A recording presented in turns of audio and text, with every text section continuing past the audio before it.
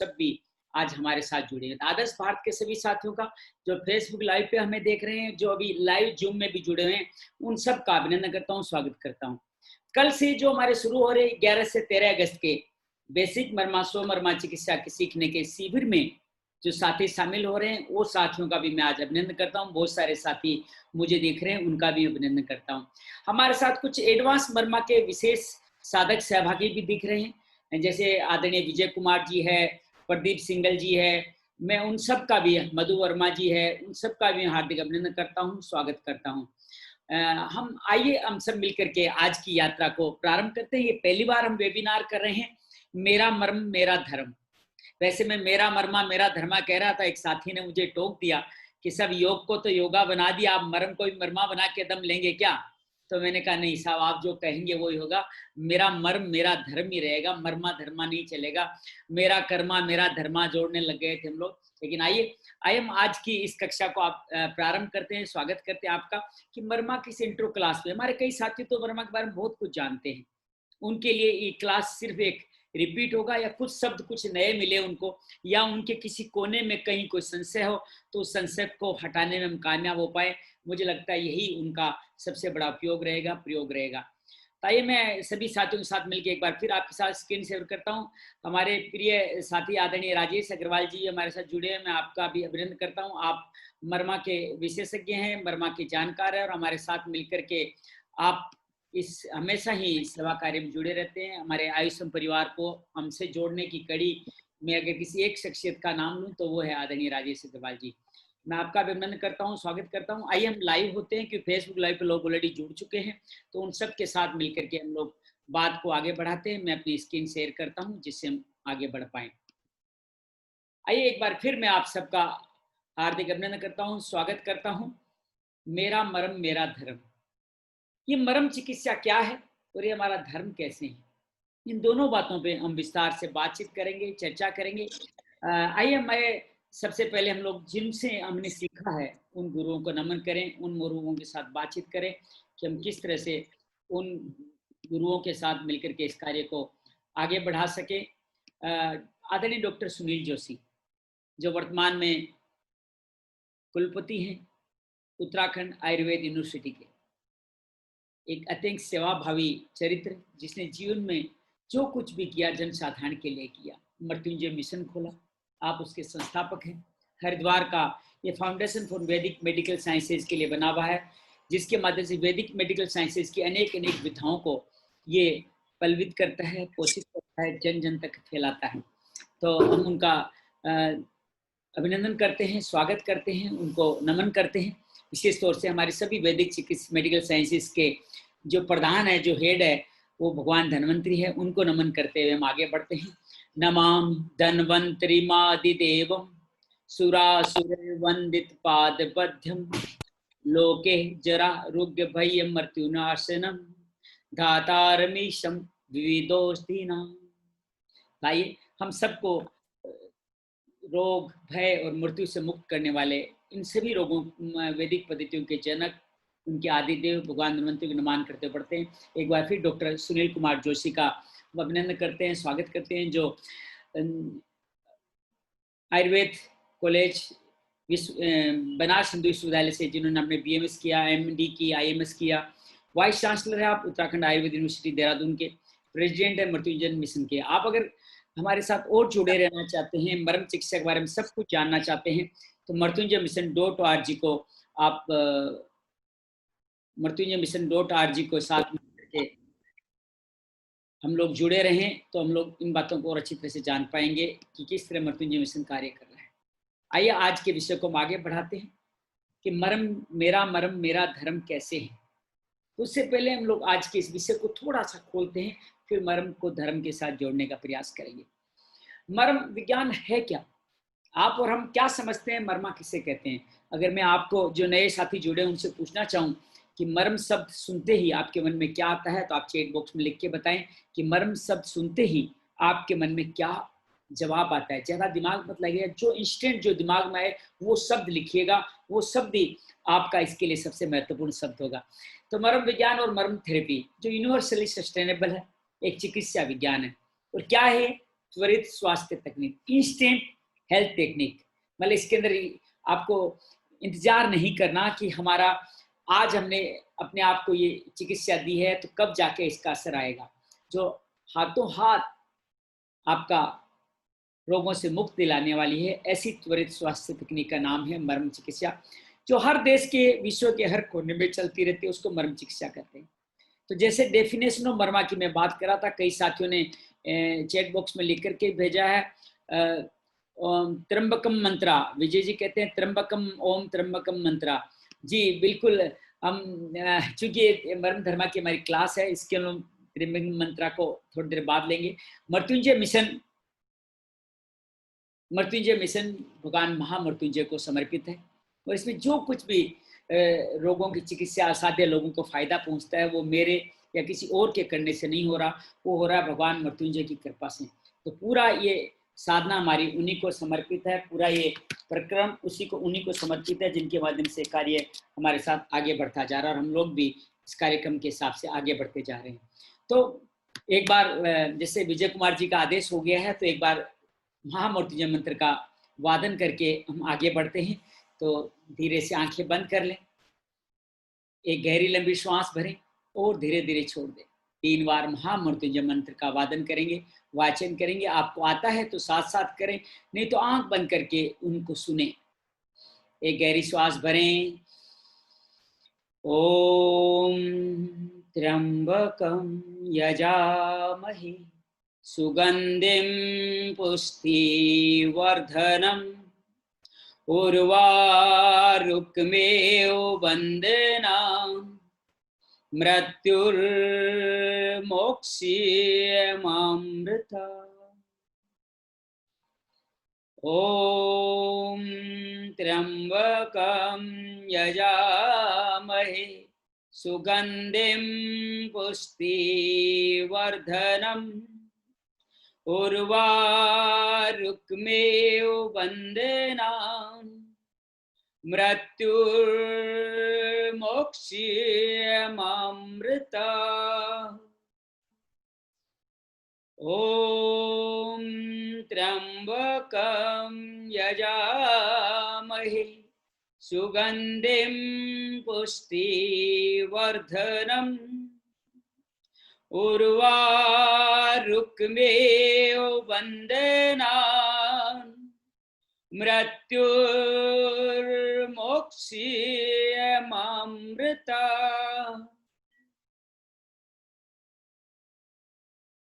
महामृत्युंजय मंत्र का शरीर, मन और आत्मा तक, चेतना तक आशीर्वाद सानिध्य अनुभव करें। संपूर्ण सजगता, शुद्धि का जब भी अनुभव हो, धीरे धीरे अपनी आंखें खोल सकते हैं। तो हमारे पूरे परिवार को एक शांतिमय वातावरण में लाने वाला महामृत्युंजय मंत्र बहुत सुंदर है। इस कोरोना काल में तो आपके पूरे परिवार की एकमात्र औषधि हो सकती है। पूरे परिवार को लेकर के 3 से 5 बार महामृत्युंजय मंत्र करें। आप अगर हवन करना जानते हैं तो हल्का सा हवन कुंड लेकर के 11 बार, 21 बार, 108 बार महामृत्युंजय मंत्र की आहुति के साथ करें।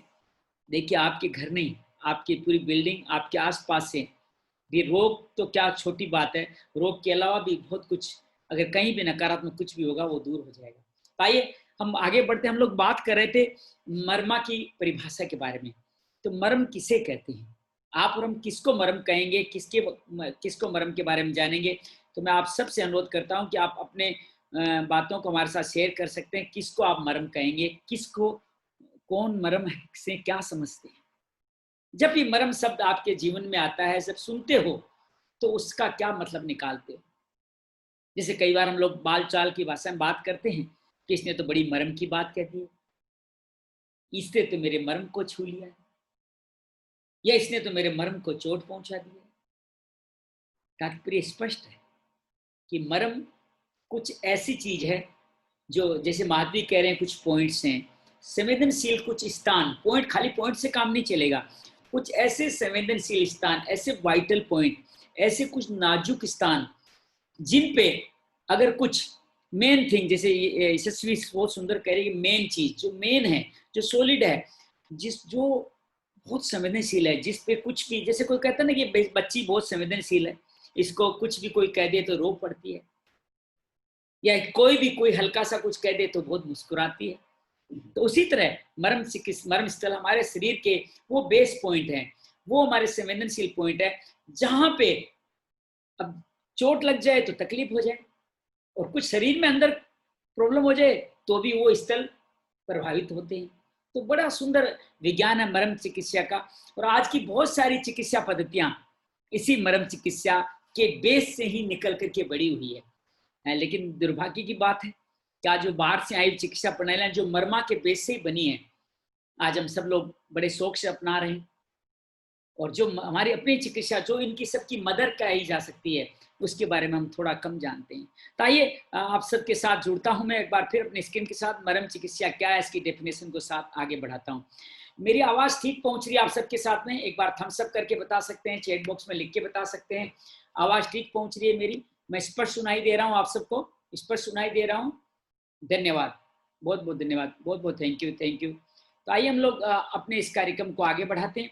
तो अकॉर्डिंग टू मेडिकल डेफिनेशन हम बात करेंगे। देखो मर्मा वैसे कला है, लेकिन ये पूर्ण रूप से साइंस है, क्योंकि अगर चिकित्सा पद्धति कुछ भी आपने जीवन में आगे बढ़नी हो, किसी भी चिकित्सा पद्धति के प्रति आपका विश्वास जमना हो, तो निश्चित रहिएगा वो चिकित्सा पद्धति साइंस के द्वारा प्रमाणित, प्रतिपादित या उसके सिद्धांतों पे खरी उतरनी चाहिए।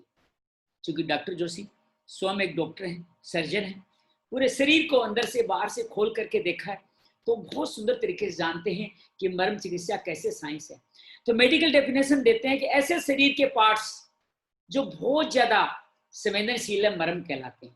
संवेदनशील का मतलब वुलनरेबल टू ट्रोमा, अर्थात जिन पे अगर चोट लग जाए तो तकलीफ बढ़ सकती है, वो मर्मा कहलाते हैं। जैसा कि आप सब ने भी सही बताया, वो ही मर्मा का शाब्दिक अर्थ है।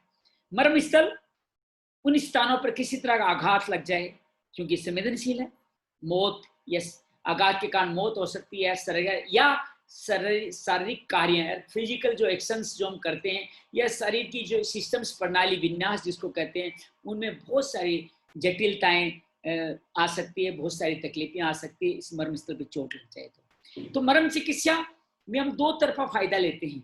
एक तो मर्म स्थल के द्वारा अपने आप को चिकित्सा देते हैं, दूसरा इनकी पॉइंट को जान करके इनकी रक्षा करना भी सीख जाते हैं कि हमें दूसरा कोई इन पे कोई चोट नहीं पहुंचा सके, वो बात भी हम जान जाते हैं। तो मर्म स्थल की इसलिए सुरक्षा आवश्यक है, क्योंकि इसलिए डॉक्टर जोशी कहते हैं, जब हम बीएमएस में हमें आयुर्वेद में सर्जरी सिखाई जा रही थी, जी हाँ, सर्जरी आयुर्वेद से ही एलोपैथी ने ली है। सुश्रुत संहिता में और सर्जरी के उपकरण या आयुर्वेद एलोपैथी तो 300 साल पुरानी है, 10,000 साल पहले भी आयुर्वेद में सर्जरी की जाती थी। आज भी आप दिल्ली के कभी अक्षरधाम मंदिर में जाएं तो सर्जरी करने वाले इंस्ट्रूमेंट आपको अलग से दिखाए जाएंगे। तो ये पुरानी शल्य चिकित्सा आयुर्वेद की ही देन है। तो उसमें इनको सिखाया जाता था कि जब शल्य चिकित्सा करो तो आप इन महत्वपूर्ण मर्म बिंदुओं का ध्यान रखना है, अर्थात इनको आप किसी भी तरीके से आपने इसका छेदन नहीं करना, भेदन नहीं करना, इनको कोई तकलीफ नहीं पहुंचानी। तो ये है मर्म चिकित्सा। तो हमने अब बात की कि मर्म चिकित्सा क्या है, मर्म स्थल क्या होता है, मर्म स्थल कितने, इनकी सुरक्षा कितनी आवश्यक है। अब थोड़ी धर्म की बात करते हैं कि मर्म को धर्म से जोड़ना है। धर्म के बारे में अनेक बातें हैं। आप और हम लोग जो जिस भी जीवन पद्धति को जानते हैं, पहचानते हैं, मानते हैं, उनको हम सब लोग धर्म कहलाते हैं। जैसे मैं कहूँ कि मैं सनातन धर्मी हूँ, मैं कहूँ मैं हिंदू धर्मी हूँ, या मैं कहूँ मैं वैदिक धर्मी हूँ, या मैं कहूँ मैं जैन धर्मी हूँ, या मैं कहूँ मैं बौद्ध धर्म को विश्वास करता हूँ, मैं इस्लाम को मानता हूँ, मैं क्रिश्चियन को मानता हूँ, मैं पारसी हूँ, whichever is योर धर्म। कोई भी धर्म हो सकता है हमारा, लेकिन सच्चाई तो ये है कि ये सारी धर्म को जानने की पद्धतियां मात्र है। ये वो मार्ग है, ये वो रास्ते हैं जिनके माध्यम से हम धर्म को जान सकते हैं। जैसे मैं अगर दिल्ली से आगरा जाने के रास्ते के बारे में देखूं तो आप कौन कौन से रास्ते बता सकते हैं? कई रास्ते आप बता सकते हैं कि आप साहब ऐसा कीजिए, गाजियाबाद से अलीगढ़ देकर के निकल जाइए, आप एक रास्ता बता सकते हैं। आप ऐसा क्यों करते हैं, एक्सप्रेस हाईवे से ग्रेटर नोएडा से निकल जाइए। आप ऐसा कह सकते हैं कि आप ऐसा क्यों करते हैं, आपका छोटा पड़ेगा, फरीदाबाद कोसी के रास्ते चले जाइए। तो अनेक रास्ते हम लोग बता सकते हैं आगरा पहुंचने के। सारे रास्ते जाके कहाँ मिलते हैं? आगरा ही मिलते हैं, सभी से हम आगरा ही पहुंचते हैं। तो उसी तरह धर्म से किसी रास्ते से पहुंचो आप, लेकिन पहुंचते अल्टीमेटली वही हो जो हमारा लक्ष्य है। अब ये धर्म है क्या? कहते हैं कि धर्मो रक्षति रक्षता है। धर्म वो विषय वस्तु है जिसकी अगर आप रक्षा करो तो वो आपकी रक्षा करता है। धर्म वो है जो सत्य है, सनातन है। और हमारे इस शरीर में अगर कुछ भी आप सत्य को ढूंढना चाहेंगे तो वह सत्य सिर्फ आत्मा में निकलेगी, जो अजर अमर है, जो हमारी मृत्यु के बाद भी जीवित रहती है, जो अगले शरीर को धारण करके आगे बढ़ती है, हमारे प्रारब्ध कर्म जो भी आप कहें चित्त के हिसाब से। तो जो आत्मा की गणित है या आत्मा की यात्रा है या आत्मा को यूं कहें कि उसको अपग्रेड करना है, उसको परमात्मा से मिलाना है, वो जो परमात्मा से मिलाने का जो कार्य है, इस आत्मा को शुद्ध करने का, या आत्मा का बार बार जन्म नहीं लेना पड़े, उस जन्म मरण के सिलसिले को रोक देना ही धर्म है। हम लोग इसी धर्म के यात्री हैं, इसलिए हम लोग सनातन धर्मी हैं, क्योंकि हम सत्य सनातन आत्मा को परमात्मा तक मिलाने के कार्य में बार बार ये जीवन लेते हैं। तो हमारा धर्म एक ही है कि हमारे इस मोक्ष की प्राप्ति, हमारे अंतिम लक्ष्य की प्राप्ति हम जाएं। विधि कोई सी अपना ले, हमारा आग्रह धर्म है हमारी आत्मा को परमात्मा तक मिलाना। और विधि कोई भी अपनाए, हिंदू विधि अपनाए, बौद्ध विधि अपनाए, क्रिश्चियन विधि बताएं, जो विधि अपनाए, एक धर्म की प्राप्ति करने की विधियां कोई भी हो, लेकिन अंतिम लक्ष्य हमारा धर्म को पाना है। बुद्ध भी, महावीर भी सब हिंदू धर्म में ही शिक्षित बड़े हुए थे, लेकिन उन्होंने जिस विधि से आगे बढ़े, गुरु नानक जिस विधि से आगे बढ़े, वो उनकी विधि, उनके बाद के लोगों ने उस विधि को ही धर्म माना। बुरा भी क्या है, जो विधि हमारा कल्याण करे उसको धर्म क्यों ना मान ले। तो सब सही है, मैं किसी बात की वो बात नहीं कर रहा, लेकिन धर्म वो विषय वस्तु है जो सत्य है, जो हम सबको पानी है। अब मर्मा धर्मा को कैसे पा सकता है? देखिए, ये शरीर जो इस धर्म की प्राप्ति के लिए हमें मिला हुआ है, उस शरीर की अगर वो गाड़ी सही नहीं चलेगी तो क्या हम धर्म की यात्रा पूरी कर पाएंगे? आगरा ही मान लीजिए, आगरा हमारा धर्म स्थल है, हमें अगर वहां पहुंचना है तो हमारी जीवन रूपी गाड़ी तो सही चलनी चाहिए ना। तो पहला भाग, जीवन रूपी गाड़ी सही चले तो मर्मा हमें स्वास्थ्य आरोग्य देता है, तो धर्म में पहला साधन ये बन गया। अब शरीर होते हुए भी आपका मन सही तरीके से काम करे, मन बार बार हमारा इस सदगति के मार्ग में लगे, हम अनावश्यक कामों में नहीं लगे, इस सनातन धर्म जो मुख्य लक्ष्य है उसकी तरफ लगे रहें। जैसे आप कभी किसी ऑफिस में काम करते हैं, कभी व्यवसाय करते हैं, तो आप जो भी कार्य करते हैं उसी में आप क्या हर वक्त अपना मन लगा पाते हैं क्या? अगर आप हर वक्त उसी काम में मन लगा पाते हैं, विश्वास कीजिएगा अब 8 घंटे का कार्य 2 घंटे में भी पूरा कर सकते हैं। तात्पर्य स्पष्ट है कि हमारा मन कहीं ना कहीं हमारे लक्ष्य से हमें भटकाता रहता है। और आजकल तो कहते हैं बहुत सारी मानसिक 70% मानसिक बीमारियों का कारण, शारीरिक बीमारियों का कारण भी मन है, मानसिक हमारी कमजोरी है, मानसिक असंतुलन है। तो ये मन शरीर को तो प्रभावित करता ही है, साथ से ही हमारे इस लक्ष्य की तरफ जाने नहीं देता या उल्टी दिशा में भी मोड़ देता है। तो शरीर के साथ मन, और मन को भी संतुलित करने का कार्य मर्म करता है। तो शरीर को सजग करता है, स्वस्थ करता है, मन को शांत करता है, मन को शुद्ध करता है, ये कार्य मर्म करता है।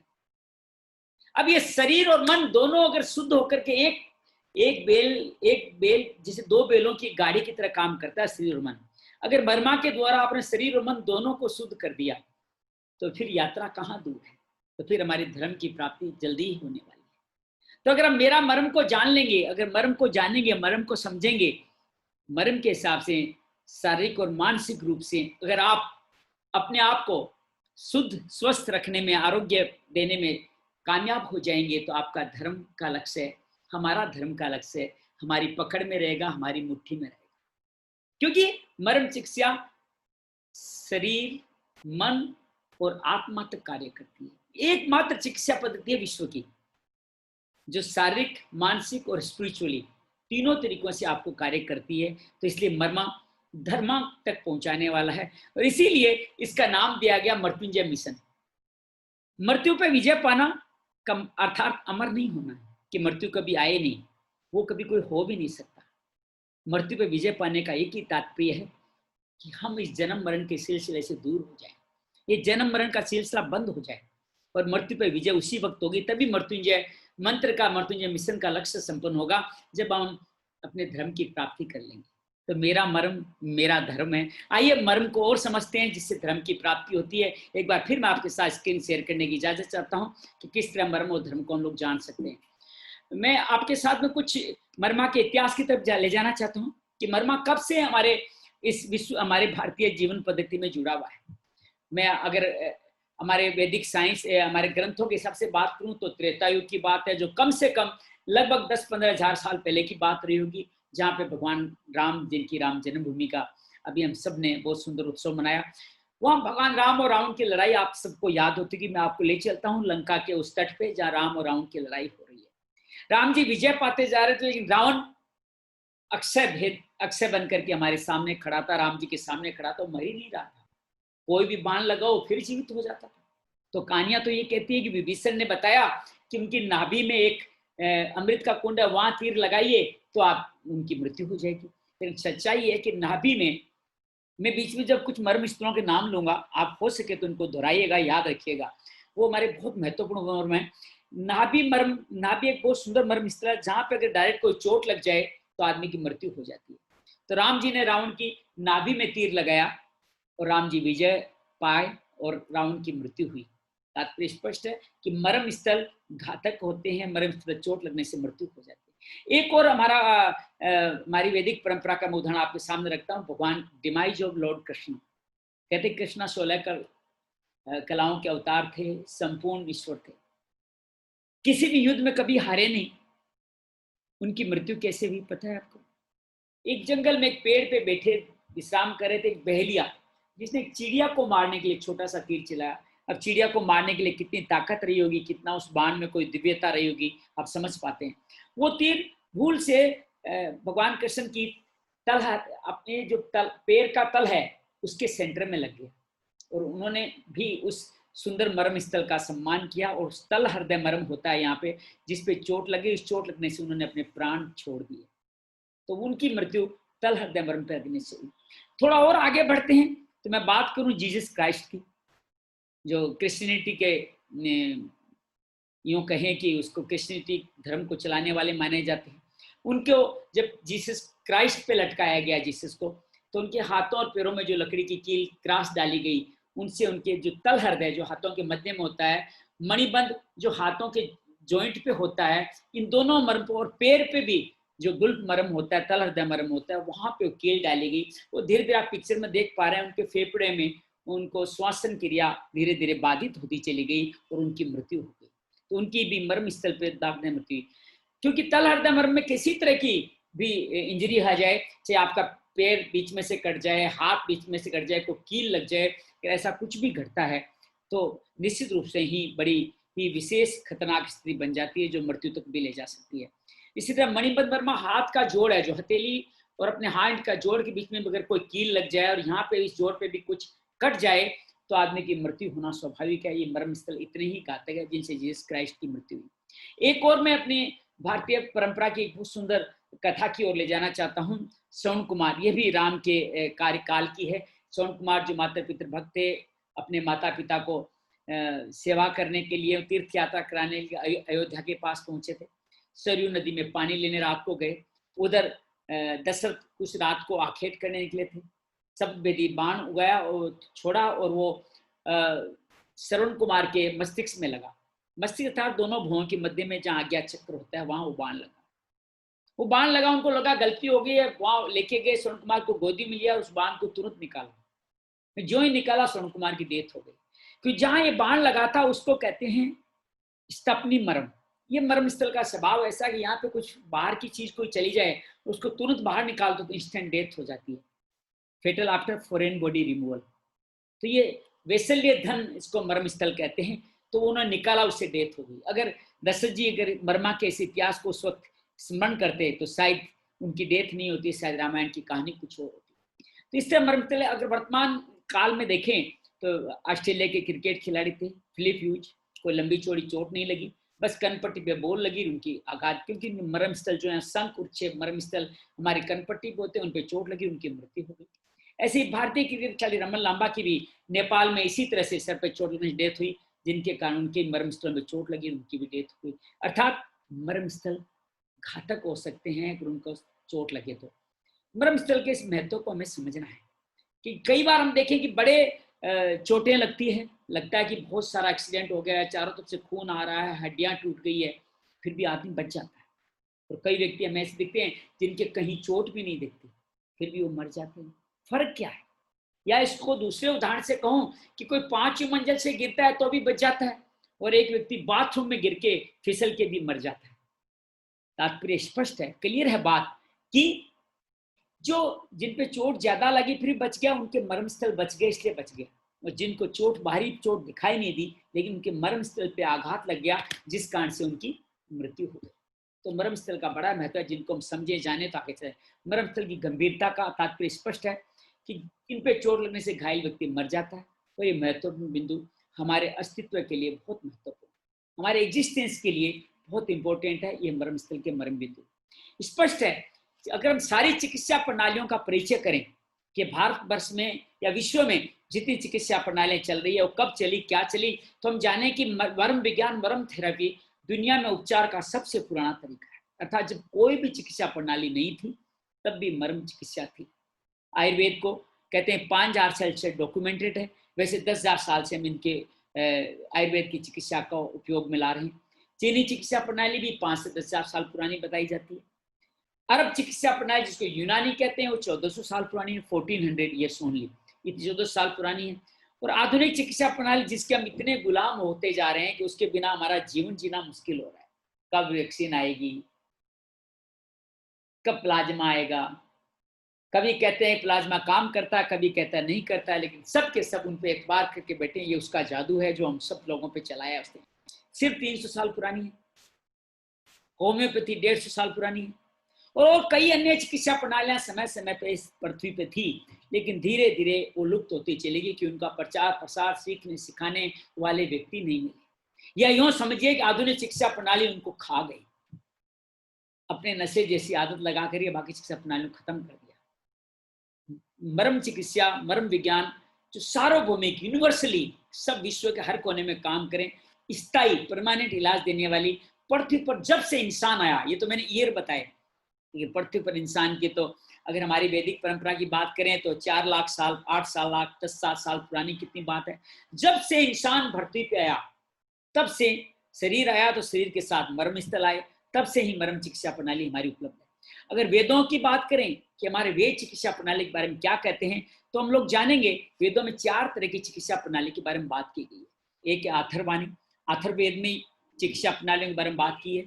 अथर्ववाणी अर्थात जो सब, जब सात्विकता अपने चरम पे थी, जब हर व्यक्ति का जीवन शैली बहुत उत्तम थी, तब अथर्ववाणी चिकित्सा प्रणाली चलती थी। तब आप किसी विशेष जगह पे या किसी विशेष संत के सामने जाके बैठते थे और बस वो आपकी तरफ निगाह करता था और आप ठीक हो जाते थे। अर्थात बगैर कुछ करे उस स्थल या उस संत के सानिध्य में जाने से ही आप ठीक हो जाते थे।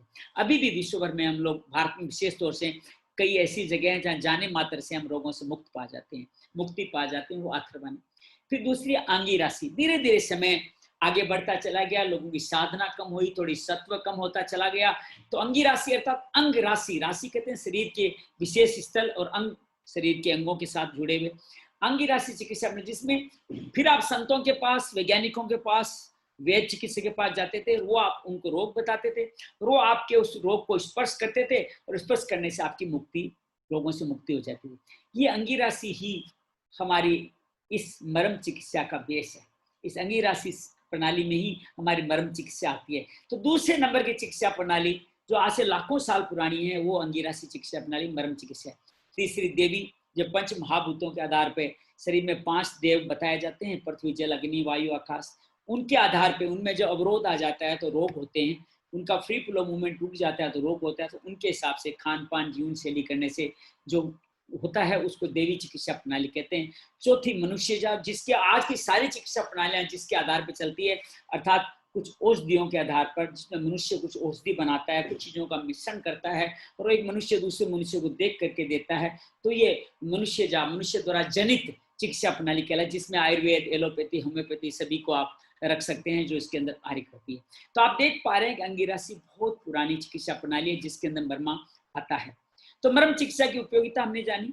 विभिन्न असाध्य रोग, असाध्य का तात्पर्य जो एलोपैथी जिसका इलाज नहीं कर पाए, कहती नहीं है मैं इलाज नहीं कर पा रही, कभी नहीं कहेगी। आप जाओ, डॉक्टर देखेगा, फीस लेगा, आपको दवाइयां लिखेगा, आपका ऑपरेशन करेगा, ये अलग बात है, उससे फायदा नहीं होगा। लेकिन मरम चिकित्सा से इन सारे असाध्य रोगों के अद्भुत परिणाम मिले। हजारों हजारों रोगियों को इसके माध्यम से फायदा मिला है। यह है हमारी मरम चिकित्सा, इसके माध्यम फायदा पहुंचा। ये गैर शल्य चिकित्सा, अर्थात इसमें कोई सर्जरी नहीं की जाती, कोई औषधि नहीं जाती, और एक नीचे से नीचे स्तर पहुंचने वाली तंत्रिका विज्ञान अर्थात नर्वस सिस्टम के रोगों, बोन्स के रोगों और अनेक तरह की बीमारियां, चाहे वो लाइफस्टाइल डिजीज हो, चाहे कोरोना हो, किसी भी तरह की डिजीज हो, चाहे जन्मजात रोग हो, सेरेब्रल पल्सी हो, उन सभी में मरम चिकित्सा हर तरह की बीमारियों का इलाज करने में सक्षम है, जो हमारे साथ है। जिन स्तर के रोग जिनको एनसीडीज कहते हैं, चाहे हाइपरटेंशन हो, डायबिटिक हो, नी डिजीज हो, इन सभी में मरम चिकित्सा द्वारा आसानी से इलाज किया जा सकता है। ये मैं 2014 से मरम चिकित्सा जुड़ा हूँ, 6 सालों के अपने अनुभव से बता रहा हूँ। मेरे जीवन के सभी रोगों से मुक्ति मिली, और जितना भी हम कर पाए अनेक लोगों को इसके माध्यम से मुक्त करा पाए। डॉक्टर जोशी के पास तो एक लंबी फेहरिस्त है, 10,000 20,000 लोग हैं जो उनके द्वारा आप अपने जीवन को बहुत सुंदर तरीके से बिना किसी चिकित्सा के, बिना किसी दवाइयों के जी पा रहे हैं। मरम विज्ञान और मरम चिकित्सा आज की जो चिकित्सा प्रणाली उसकी तुलना में जो बुजुर्ग लोग हैं, जो डिफरेंटली एबल्ड लोग हैं, अर्थात जिनको विकलांग कहते हैं, उन दिव्यांग लोगों की जीवन सत्ता में, गुणवत्ता में, उनकी क्वालिटी ऑफ लाइफ में बहुत ज्यादा सुधार करने की और उनको वापस स्थापित होने की, पुनर्स्थापित होने की, पुनर्वास की पूर्ण गारंटी देता है मरम चिकित्सा, बिना किसी विशेष साधन के, बिना किसी और समस्या के। लेकिन आधुनिक चिकित्सा प्रणाली में जहां अरबों डॉलर का निवेश किया जाता है, किसमें? डायग्नोस्टिक टूल्स में, लेबोरेटरी टेक्निक्स में, इंफ्रास्ट्रक्चर में, लेकिन उपचार के मामले में शुद्ध लाभ बहुत सीमित है। क्यों है सीमित?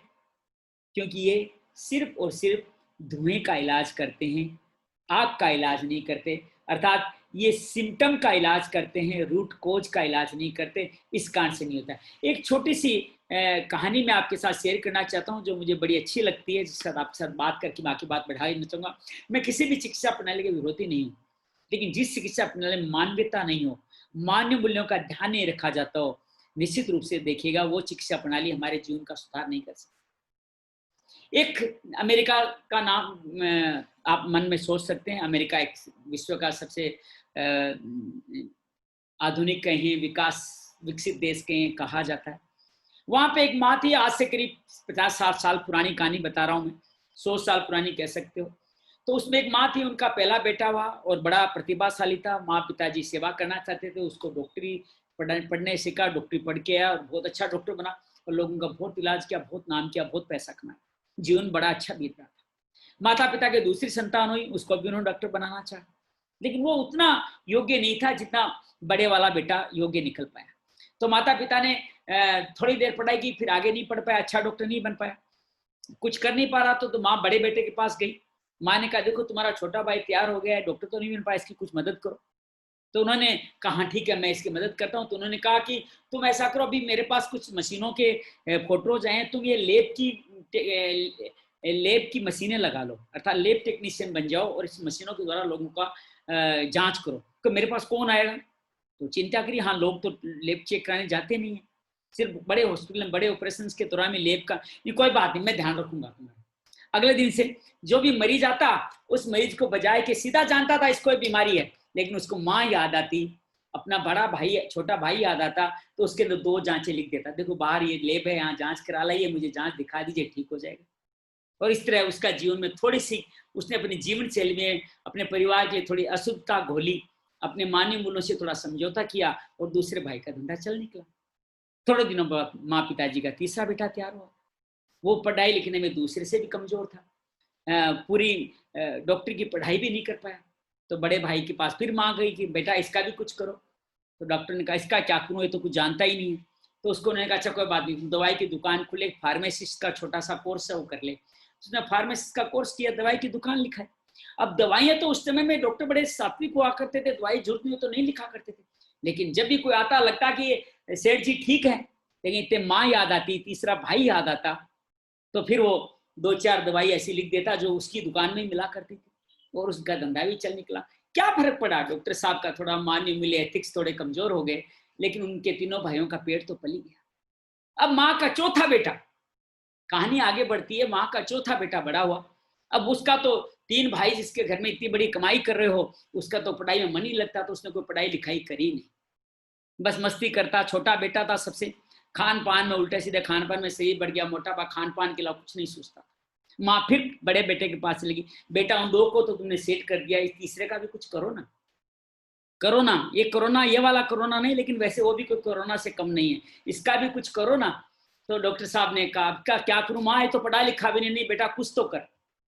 तो इधर तीनों भाई बैठे, तीनों भाई ने निष्कर्ष निकाला कि आजकल लोग, हमारी कुछ भूख बढ़ गई, हमारे खर्चे बढ़ गए, उतने मरीज आ नहीं रहे, मरीज कैसे पैदा किए जाए, इसको कुछ ऐसे काम में लगाते हैं कि इसका भी पेट बढ़ जाए, हम तीनों का भी धंधा और चल निकले।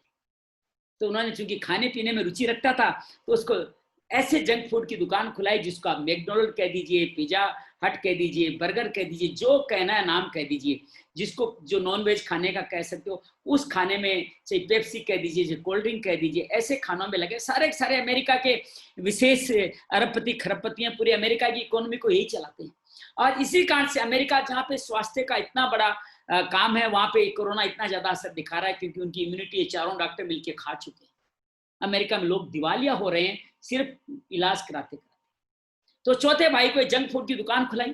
अब चारों का धंधा खूब अच्छी तरह से तब से आज तक बहुत अच्छा चल रहा है। कई पीढ़ियां बीत गई, लेकिन उनकी पीढ़ियां बढ़ती जा रही है, लेकिन उनका पैसा कम नहीं हो रहा है। कि लोग पहले जंक फूड खाते हैं, फिर पहले भाई के पास जाते हैं, पहला भाई फिर लेब में चेक कराता है, लेब से चेक कराता है तो ठीक ठाक, एक्सरसाइज योग से ही ठीक हो जाएगा, इसको अगर सूर्य स्नान करें तो ठीक हो जाएगा, इसको मरम चिकित्सा करें तो ठीक हो जाएगा, लेकिन वो कौन बताए।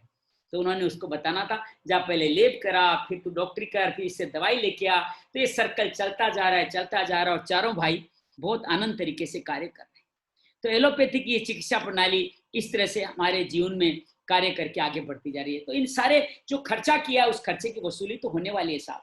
अब ये कोरोना की वैक्सीन बनेगी तो फ्रांस में बन रही है, अमेरिका कह रही है पहला मेरा हक है, लेकिन फ्रांस की जो मशीन बना रही है वो कहते हैं नहीं, मेरे को पैसा तो अमेरिका ने दिया, फ्रांस को पैसे पहले कैसे वैक्सीन दे दूं। स्पष्ट है कि अब सारा खेल पैसों से जुड़ा हो गया, जिसके बाद पैसे हैं वो स्वस्थ है। अल्माटा एक विश्व के सभी लोग 1978 में, लगभग आज से 42 साल पहले, अल्माटा जो रूस में था उस वक्त, उसमें सब लोग इकट्ठे हुए, सब ने कहा कि हम 2022 साल बाद में पूरे विश्व में सबको हेल्थ देंगे। एक डिक्लेरेशन अर्थात एक घोषणा पत्र पे साइन किया सभी विश्व के नेता, हमारे भारतीय प्रधानमंत्री गए थे। हेल्थ फॉर ऑल, सभी लोगों को स्वास्थ्य मिले, सबको प्राइमरी हेल्थ केयर मिले, और स्वास्थ्य सबका जन्म से अधिकार हो, समानता के आधार पर कार्य मिले, टेक्नोलॉजी ऐसी हो जो हर जगह हर देश में कार्य करे, और इंटरसेक्टर डेवलपमेंट अर्थात एलोपैथी, आयुर्वेदिक, होम्योपैथिक, योग, मरम चिकित्सा, सबका आपस में समायोजन होकर के कार्य हो, और सारी कम्युनिटी इसमें पार्टिसिपेट हो। ये 1978 में ये सब पे साइन किया। आज साहब 2000 बीत गया, 2022 आ गया, कोरोना जैसी नई नई बीमारियां आकर के हम सब लोगों को जीवन में एक बार सारा जीवन रोक देती है। कोई बीमारी खत्म नहीं, रोज बीमारियां बढ़ रही है, रोज नए नए कार्य हो रहे हैं, रोज नई खोजें हो रही हैं, बीमारियां भी रोज बढ़ रही है। पता नहीं खोज बीमारियों की हो रही है या चिकित्सा की पद्धतियों की, भगवान जाने। वो संकल्प आज भी अधूरा है, आज तक उस संकल्प पे काम नहीं हुआ। सच्चाई तो है, कुछ थोड़ा बहुत काम हुआ है, थोड़े बहुत टीकाकरण का काम हुआ है, जो कुछ रोग उससे मुक्त हो गए। ORS का घोल मिला हमारे को, चीनी नमक का घोल, जो हम लोग पहले भी लेते रहते, जिनके माध्यम से ठीक हो जाएंगे। आज अमेरिका में सिर्फ स्वास्थ्य पे खर्चा करके लोग दिवालिया होते जा रहे हैं। कहते हैं स्वस्थ जनता, अगर हम हेल्दी अगर लोग रहते हैं तो हम नेशनल ट्रेजरर है, अर्थात हम राष्ट्रीय खजाने को भर सकते हैं। हम सौ में एक खजाना है अगर हम स्वस्थ हैं तो, लेकिन हो नहीं रहा है, इससे कुछ और लग रहा है। कदम जो उठने चाहिए थे, सबको पौष्टिक भरपूर पर्याप्त पौष्टिक भोजन मिले, जो उनको नहीं मिल पाया। आज भी लाखों लाखों लोग भूखे सोते हैं या उनको पौष्टिक भोजन नहीं मिलता है। स्वच्छ मिनरल से पानी नहीं मिल रहा। आज हम क्या पी रहे हैं? RO डेड वाटर, जिसके माध्यम से हमारा जीवन और ज्यादा मुश्किल में है। साफ सफाई, आज मोदी जी ने फिर 13-15 अगस्त तक का एक नया स्वच्छ भारत अभियान चलाया है। आज भी हम साफ सफाई नहीं कर पाए। आज भी हम 100 ml अगर यूरिन को विसर्जित करते हैं तो कम से कम 10 लीटर पानी बहा के आते हैं। ये शुद्ध पानी जो आगे जाके मिलने वाला नहीं है, उसको हम 100 ml यूरिन को बहाने में यूज कर देते हैं, अर्थात स्वच्छ पानी भी नाली में जा रहा है। मलेरिया के लिए कोई विशेष मच्छरदानी बन सकती थी, आज तक नहीं बनी। रोज बीमारियां चेंज होती थी, ये मच्छर इसके आदी हो गए। सिगरेट पे हम रोज कर लगा देते हैं, लेकिन बेचना बंद नहीं करते। हमारे भी कोरोना के समय हमारी सरकारों ने भी किया कि सब बिजनेस खुले ना खुले, लेकिन शराब जरूर बेचेंगे। अरे भाई, शराब सिगरेट से जीता तुम्हें टैक्स मिलेगा जिससे तुम सेवा कार्य करोगे। उसी शराब और सिगरेट से गवर्नमेंट के द्वारा, पर हम आम जनता खुद स्वयं कितना खर्च करते हैं उसकी कोई गिनती नहीं है। गवर्नमेंट के द्वारा अगर 100 रुपए का टैक्स मिलता है तो 150 रुपए उसी सिगरेट के बेचने से होने वाली बीमारियों के निवारण में गवर्नमेंट खर्च करती है। लेकिन आज भी उल्टी गणित चल रही है, उन पर कोई रोक नहीं लगाता। जरूरत है मरम चिकित्सा जैसी चिकित्सा हर घर तक जाए। स्वस्थ शरीर सबका अधिकार है। कहते हैं कि जो पैसे वाला ज्यादा जिएगा, ये कैसे हो सकता है? जापान में पैसा ज्यादा है तो 82 साल तक जिंदा रहते हैं, भारत में पैसा मध्यम है तो 68, और अफ्रीका के सियरा लियोन जैसे देशों में सिर्फ 32 साल एवरेज उम्र रह गई साहब। तो ये सिर्फ स्वस्थ शरीर सबका अधिकार नहीं रहा, स्वास्थ्य व समृद्धि का रिश्ता जुड़ गया। अर्थात उच्च आय वर्ग 7% स्वास्थ्य पर खर्चा करता है तो 75 साल जिंदा रहते हैं, मध्यम आय वर्ग 4% खर्च करता है तो 68 साल जिंदा रहते हैं, और निम्न आय वर्ग जो 0 से 3% खर्चा करता है सिर्फ 52 साल ही जिंदा रहता है। अर्थात जिसका पैसा है वो स्वस्थ रहेगा। तो आज जरूरत है स्वयं चिकित्सा की एक शक्ति, जिसमें मरम चिकित्सा भी एक है, जिसके द्वारा हम न केवल शरीर का बल्कि मानसिक और आध्यात्मिक रूप से अपने आप को फिट रख सकें। और ये कार्य कर सकती है। सब स्वास्थ्य समस्याओं का वास्तविक समाधान है मरम चिकित्सा, जो हमारे शरीर से मन और मन से आत्मा अर्थात धर्म तक की प्राप्ति कराने वाली। मरम विज्ञान और चिकित्सा क्या है? मरम विज्ञान तत्काल, इससे जो भी आप काम करेंगे इंस्टेंट असर करेगा। मेरे कंधे में सर्वाइकल हुआ, मैं हाथ ले गया, हाथ यहाँ लेके गया, यहाँ एक सुंदर अंश मरम है जिसको मैंने दबाया और मेरे हाथ के हाथ मुझे इंस्टेंट दर्द से मुक्ति मिल गई। मेरे एक नई सर्वाइकल बोन जनरेट हो गई थी साहिबान। मेरे डॉक्टर जब इसको देखते थे तो डॉक्टर को लगता था कि ये मेरी एक्सरे देख के डर जाते थे, वो एक्सरे को देखना तक नहीं चाहते थे कि इसके माध्यम इसका इलाज कैसे करें, तो क्या करें। तो सीधी सी बात है, तत्काल इंस्टेंट इलाज में आज भी डॉक्टरों के पास कोई इलाज नहीं है। मैं अपने मरम चिकित्सा से अपना इलाज कर पा रहा हूँ, आगे बढ़ता जा रहा हूँ। दूसरा स्थायी, इससे जो भी इलाज करेंगे वो परमानेंट होगा। मैंने एक बार हाथ लगाया, ठीक हो गया, अब जब तक मैं दोबारा इसको छेड़ न लूं, इस दोबारा ऐसा कोई कार्यक्रम करूं जिससे वापस बिगड़ न जाए, तब तक ये इलाज बना रहेगा। प्राकृतिक, मैंने अपने हाथ से इलाज किया, किसी भी अप्राकृतिक चीज को जीवन में स्थान नहीं दिया। चौथा, बिना किसी दवा, मैंने कोई दवा नहीं ली। तो मरम चिकित्सा कुछ ऐसी चीज जो तत्काल है, स्थायी है, प्राकृतिक है, बिना किसी दवा के जिसके माध्यम इलाज होता है, वो चलती है। इतनी सुंदर चिकित्सा प्रणाली थी, इसकी इतनी सुंदर ऐतिहासिक पृष्ठभूमि थी, तो ये लुप्त क्यों हो चली गई? इसके बारे में थोड़ी सी बात मैं आपके साथ और शेयर करना चाहता हूँ कि जब तक मान्य मूल्य उच्चतम थे, हमने देखा कि पहले अथर्वाणी से इलाज होता था, फिर अंगिराशि से, फिर देवी से, फिर मनुष्य जैसे। ये सारी कहानी ये बताती है कि मरम चिकित्सा क्यों लुप्त हुई। पहले हमारे सब मान्य मूल्य एथिक्स हमारे बहुत बढ़िया थे, बहुत अच्छे थे, तो हम सब लोग जीवन में एक दूसरे का ख्याल रखते थे। धीरे धीरे मान्य मूल्य लुप्त होते चले गए। तो मरम चिकित्सा जो रोगों के इलाज के लिए बनी थी, लोग इसको युद्ध कलाओं में यूज करने लगे।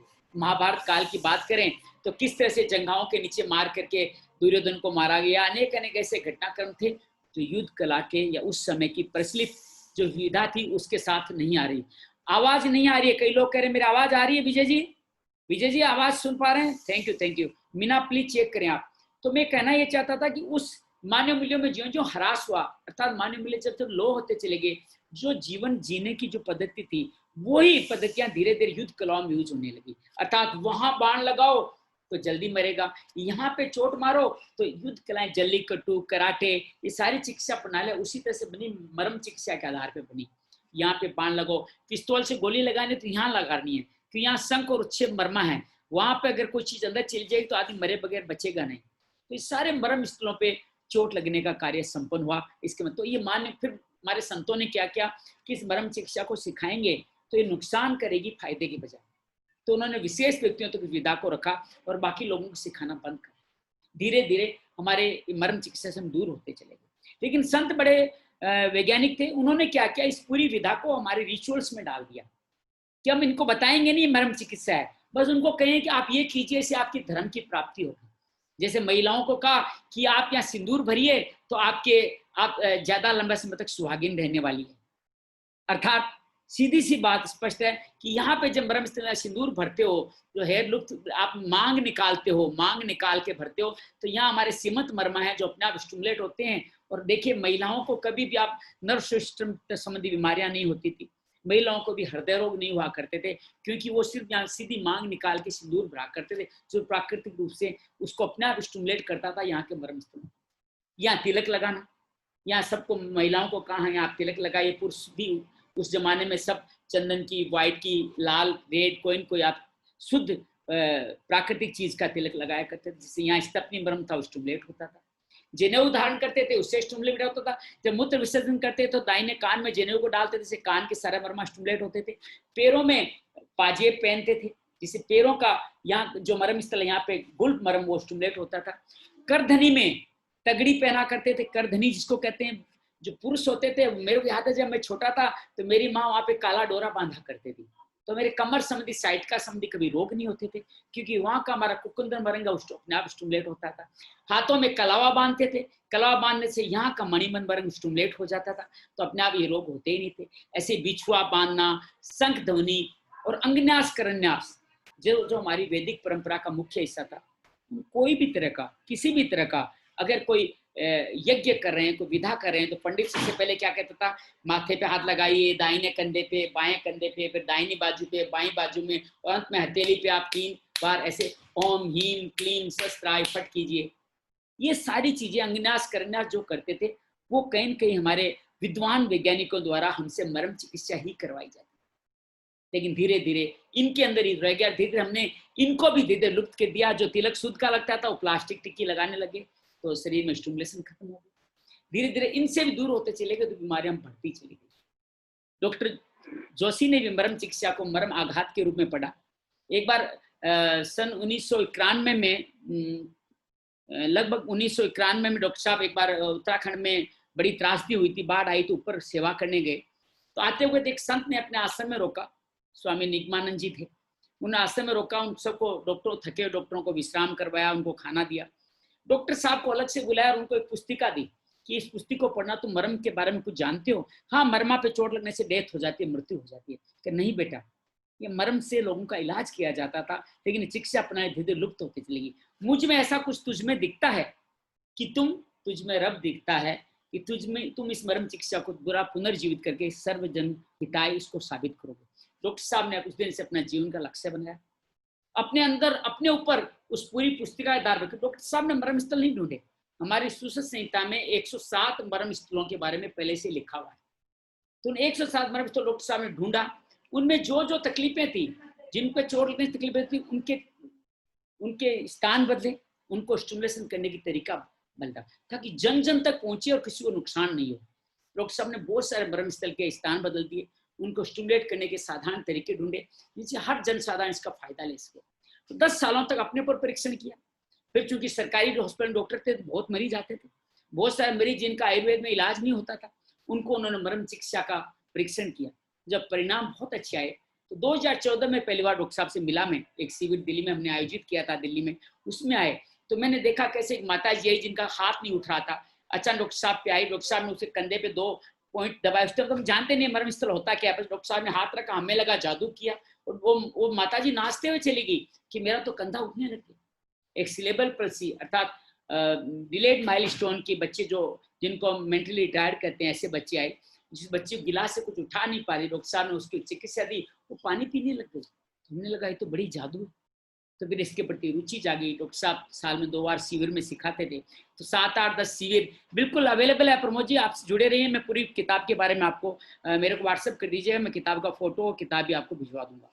तो डॉक्टर साहब ने फिर इसके बहुत सारा कार्य किया और मर्म चिकित्सा का परीक्षण शिविर चलाना चालू किया। तो अभी तक करीब वहाँ हरिद्वार में करीब 22 शिविर और विश्व भर में कोई 50 शिविर के आसपास डॉक्टर साहब चला चुके हैं। 200-300 लोग आते हैं, नए नए डॉक्टरों को सिखाते हैं। तो मैंने 10-12 शिविर करे, और विगत 2-2.5-3 साल से हम लोग दिल्ली में, 2.5-3 साल से दिल्ली में राजेश जी से अनुरोध है कि पुस्तक की फोटो या पुस्तक का नाम भेज दें और राजेश कपूर जी का नंबर भेज दें, ताकि लोग लेना चाहें उनसे बात कर लें। तो वो फिर हमने सीखा। दिल्ली में रहते हुए भी हमने ऑनलाइन का कुछ ज्यादा अभी काम हो गया, तो 2 सालों में हमने करीब 50 शिविर हमने इसके माध्यम से आयोजित किए, हजारों लोगों को सिखाने का कार्य किया। तो इसके बहुत सुंदर परिणाम निकले। मेरे अपने जीवन में, मैं डायबिटिक था, 0 हो गई।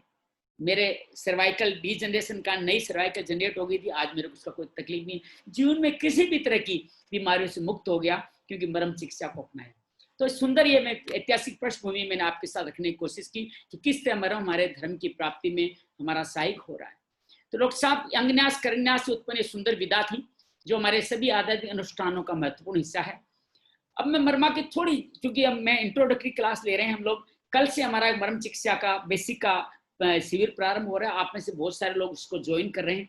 जो फेसबुक में देख रहे हैं मैं उनसे भी निवेदन करूंगा कि आप हमारे फेसबुक पेज में लिख करके भेज सकते हैं, आदर्श भारत के फेसबुक पेज में लिख के भेज सकते हैं। आप इसमें इसको पंजीयन करें, संकल्प लेके 3 दिनों तक 9 से 11 तक बैठे, आप इन मर्मों के बारे में जान पाएंगे और मर्मों के पहले चरण में आप अपने आप को स्वस्थ रखने की साधना सीख पाएंगे।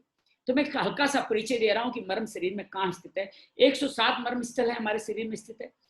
हाथों में 22 है, पैरों में 22 है, चेस्ट एब्डोमेन अर्थात सामने फ्रंट में 12 है, बैक में 14 है, गर्दन में 14 है और ऊपर सर में 23 है, टोटल मिला के 37 है। ये 107 मर्मा शरीर में स्थित है, 108वां आत्मा मानी जाती है। आप ये मत सोचिए 107 नाम याद करने पड़ेंगे कि एक मर्म स्थल के 4-4, 5-5 पॉइंट है। कुल मिलाकर के 50-51 स्थल है जिनको ना 50-51 नाम याद करें। उसमें भी मेन काम आने वाले 15-16 ही हैं। अगर 15-16 आप याद कर लेते हैं तो सारी शिक्षा प्रणाली कंप्लीट हो जाती है। तो ये हम लोग पहले बेसिक करते हैं इसका 3 दिन का, जिसमें 2-2 घंटे में सिखाते हैं। फिर हम लोग एडवांस करते हैं जिसमें 7 दिन का 2-2 घंटे करते हैं। तो 10 दिनों में इस मर्म चिकित्सा में अपना और अपने परिवार का इलाज करना हम लोग सीख सकते हैं। तो ये सुंदर तरीका है। इसी तरह एक और वर्गीकरण है, शरीर में किन चीजों से बने हुए। शरीर में हमारे सब धातु की बात की गई है। मांस है, मज्जा है, सीरा है, लिगामेंट है, अस्थि है, स्नायु है। लेकिन हर जगह सब चीज नहीं होती, लेकिन कोई न कोई चीज प्रोमिनेंट होती है, उसके आधार पर मर्मों का नाम लिखा गया है। यही 107 मर्मा स्ट्रक्चर के आधार पर भी बांटे गए। मैंने कहा मर्मा कंप्लीट साइंस है। मांस मर्मा जो मसल्स जिन पे प्रोमिनेंट है वो ऐसे मर्म स्थल 11 है। सीरा मर्मा जिनमें ब्लड वेसल्स प्रोमिनेंट है वो 41 है। इसमें लिगामेंट प्रोमिनेंट है वो 27 है।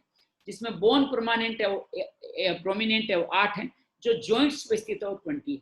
बस सिर्फ आपको परिचय कर रहा हूँ, डिटेल में बात तो जब आप सीखने आएंगे तब बात करेंगे। अर्थात 5 आधारभूत घटक मांस, सीरा, स्नायु, अस्थि और संधि से मिलकर मर्म स्थल बनते हैं। लेकिन अनिवार्य नहीं सब में 5 घटकों, जो घटक ज्यादा है उसके आधार पर उसका नामकरण रखा गया है। साइज के अनुसार भी अलग अलग वर्गीकरण होता है। कुछ 1 अंगुल साइज के 12 हैं, 2 अंगुल के 4 हैं, 3 अंगुल के 6 हैं, 4 अंगुल के 29 है, आधा अंगुल की 56 है। ये मर्मा का साइज है जिसके आधार पर काम किया जाता है। ये मर्मा से थेरेपी के रूप में कैसे काम करें। डॉक्टर साहब ने 3 तरह की थेरेपी के बारे में बात की। पहली है सेल्फ मर्मा थेरेपी, जो हम इस बेसिक कोर्स में सिखाते हैं, जिसमें आप स्वस्थ हैं तो और स्वस्थ हो जाएंगे। स्वास्थ्यम स्वास्थ्य रक्षणम, अर्थात स्वस्थ व्यक्ति के स्वास्थ्य की रक्षा होगी, उनके आरोग्य की एक परत उन पे और लग जाएगी। वो इंश्योरेंस, मेडिकल इंश्योरेंस जैसा कुछ हो जाएगा।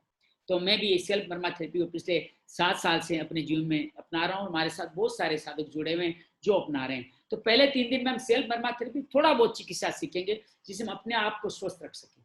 फिर अगले 7 दिन में हम लोग, जो 7 दिन का कोर्स होगा, क्यूरेटिव मर्मा थेरेपी, अर्थात दूसरों का इलाज कर सके ऐसी चिकित्सा को हम लोग सीखने वाले हैं दूसरे में। तीसरा फॉलो मर्मा थेरेपी, जब हम इलाज करेंगे तो बार बार मरीज को न बुलाना पड़े, उसको हम फॉलो अप थेरेपी के द्वारा उसको निशान लगा के उसके साथ आने वाले अटेंडेंट को समझा देंगे कि इनको घर इस तरह से आपने चिकित्सा देनी है। तो वो कहलाती है फॉलो अप मर्मा थेरेपी। तो क्यूरेटिव फॉलो अप मर्मा थेरेपी, क्यूरेटिव थेरेपी 7 दिन के एडवांस कोर्स में सीखेंगे। फॉलो अप मर्मा थेरेपी जब आपका अनुभव बढ़ जाएगा, जब आप लोगों का स्वयं चिकित्सा करने लग जाएंगे, तो ये फॉलो अप मर्मा थेरेपी आपको अपने आप आ जाएगी। सिखा आपको क्यूरेटिव के साथ ही दी जाएगी। और सेल्फ मर्मा थेरेपी जो हमारे पहले कोर्स में करते हैं, ये मर्मा की मोटी मोटी आपको पिक्चर दिखाई है, किस तरह मर्मा के नाम होते हैं, किस तरह शरीर में मर्म स्थित है। जैसे मैंने यहाँ बताया, स्तपनी मर्मा है, पैरों पे मर्म है, पेट में मर्म है, पीठ पे मर्म है। इस तरह 107 मर्म स्थल है। वर्तमान की रेकी की बात करें, चाहे आप एक्यूपंक्चर, एक्यूप्रेशर की बात करें, सबके पीछे कहीं न कहीं मर्मा है। जब भारत में बुद्ध आए तो उसके साथ बाहर के वेनसांग, फायान यात्री आए और वो अपने साथ भारत की चिकित्सा प्रणाली को लेके गए। और फिर वहाँ के वैज्ञानिकों ने अपनी जरूरत, अपनी वातावरण के अनुसार से इनको एक्यूप्रेशर के रूप में डेवलप किया। लेकिन ये चिकित्सा प्रणाली भी मर्मा पे ही आधारित है। मर्म चिकित्सा पहले बताया मैंने, कारण का इलाज करती है। बहुत सारी बीमारियां में ये जो एलोपैथी इलाज करते हैं, साइकोसोमेटिक ट्रीटमेंट अवेलेबल होता है, जिनका life time long term management चाहिए। लेकिन मर्मा ऐसा नहीं, इंस्टेंट इलाज करती है। जैसे मैं एक छोटा सा उदाहरण लेना चाहता हूँ सर्वाइकल का। जैसे हमारे आज की जीवन शैली के कारण बार बार हम गर्दन झुकाने का कार्य करते हैं, इसे सर्वाइकल जैसी बीमारियां हर किसी को होती जा रही है। पहले एनसीडीज में सर्वाइकल नहीं काउंट होती थी, लेकिन आज पहले हम लोग माता पिता और गुरु के आगे सिर झुकाते थे, फिर पत्नी के आगे झुकाते थे, वहां तक चलता था। लेकिन अब तो मोबाइल के आगे, लैपटॉप के आगे दिन भर सर झुकाए रखते हैं, तो सर्वाइकल होना स्वाभाविक है। तो एक मर्म चिकित्सा के अंश मर्म के छोटे से ये सर्वाइकल जो हमारी रीढ़ की हड्डी के सर्वाइकल एरिया में C1 से लेके C7 या T1-2 तक होता है, वहां पे 3 सुंदर मर्म स्थल है, एक कर्काटिका, एक अंश और एक अंश फलक, जिनके माध्यम से सर्वाइकल से इंस्टेंट मुक्ति पा सकते हैं। तो ये सुंदर अंश मर्मा जिसकी पिक्चर मैं आपको दिखा रहा हूँ, जो मैं बार बार बता रहा हूँ, अंश मर्मा मैं अभी आपको सिखा तो नहीं सकता, लेकिन डॉक्टर साहब का एक वीडियो आपके साथ शेयर करता हूँ, आप उसको देखिएगा, आप बहुत कुछ उसके बारे में जान पाएंगे इस वीडियो के माध्यम से। अंश मर्मा किस तरह से हमारे जीवन में कार्य करता है, इस वीडियो को आप देखिए, आपको अच्छा लगेगा। अंश मर्म कंधे और गर्दन के बीच में स्थित होता है। इस पर चोट लगने से जो ऊपरी बाहु है, जिसको हम अपर एक्सट्रीमिटी कहते हैं, उसमें सुन्नपन और उसके कार्य की क्षमता समाप्त हो जाती है। इसको ब्रेकियल प्लेक्सस की इंजरी भी माना जा सकता है। इसी के साथ यदि हम इस तरह की कोई तकलीफ होती है तो अंश मर्म के माध्यम से हम इस तरह की तकलीफों को ठीक कर सकते हैं। अंश मर्म सामान्य रूप से गर्दन की समस्त तकलीफों में भी फायदा करता है।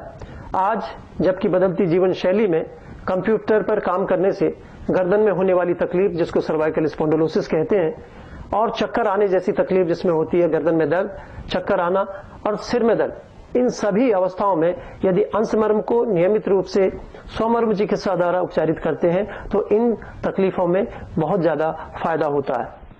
आज बदलती जीवन शैली में हम लोग मोबाइल, कंप्यूटर और बहुत सारी ऐसी चीजों पर ध्यान लगाते हैं जिससे हमारी गर्दन में अनेक तरह की बीमारियां उत्पन्न होती हैं, और इनसे निजात दिलाने के लिए अंश मर्म एक महत्वपूर्ण भूमिका का निर्वाह करता है।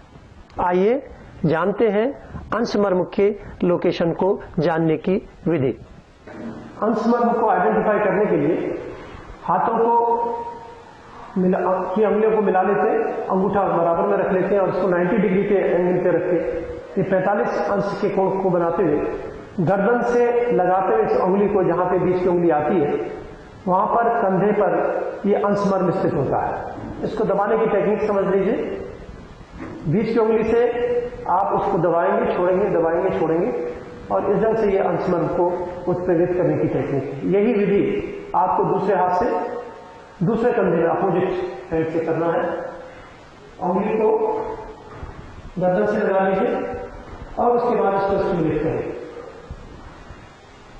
ये 90 डिग्री पे हाथ हमने रखा, लगभग 45 अंश का कोण ये हमारी कोहनी बनाती है, और ये जो बीच की उंगली हमारे यहाँ पे जाती है, हमने इसको टच किया, इनर सरफेस ऑफ जो हमारा middle surface of middle border of right finger, जो हमारी लेफ्ट फिंगर है, ये जहाँ पे जाती है कंधे तक, उस पर अंश मर्म स्थित होता है।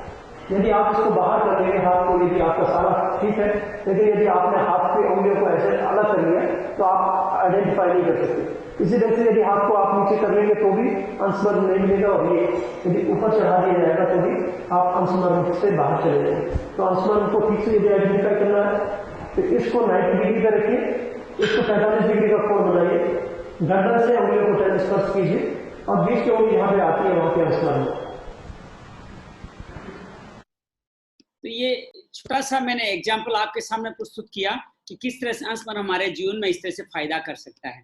बस थोड़ी सी एक दो चर्चा और करूंगा आपके साथ में कि किस तरह से हम जीवन में, तो स्वमर्म चिकित्सा SMT जो कल से जो कोर्स शुरू हो रहा है, जिसमें हम लोग जानेंगे उसमें क्या क्या सीखने वाले हैं। डॉक्टर साहब ने साधना की 5 पद्धतियां निकाली जो मर्म को दबाते हुए की जाती है। पहली है SMT जो अंगन्यास करन्यास पर आधारित है, जिसमें 9 मर्मा दबाए जाते हैं, जिसके माध्यम से हमारे मस्तिष्क से लेके गर्दन, गर्दन से लेके ऊपर के सारे ऑर्गन को हम स्टिमुलेट कर पाते हैं। तो SMT जो 2.5 से 3 मिनट में करी जाती है, जो कल हम लोग इस कोर्स में आके सीखेंगे। दूसरा मर्म प्रणासन, जिसमें मर्म भी है, प्राणायाम भी है और आसन भी है।